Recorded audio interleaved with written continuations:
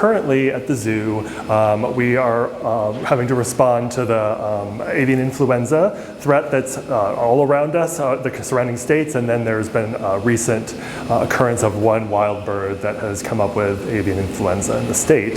So as precaution, we put our plans in place. We have lots of plans at the zoo all the time for every contingency and every eventuality.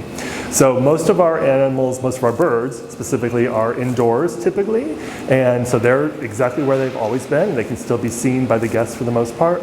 But some of our birds that had outdoor access and could come into contact with wild birds such as geese or ducks, we've relocated them into areas that are covered or indoors completely.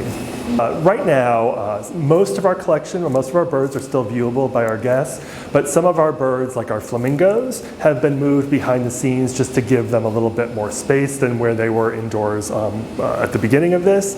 And then things like our bald eagles have also been moved indoors to keep them safe. Some of our larger birds, like our cranes and our storks and our hornbills, are also indoors and behind the scenes. We've also unfortunately had to shut a few of our buildings down because the birds are able to come in contact with people in those buildings, and we just want to make sure that people are not tracking in anything on their shoes in that way. Other areas that have kept open, we just make sure that we're doing a little bit heavier cleaning.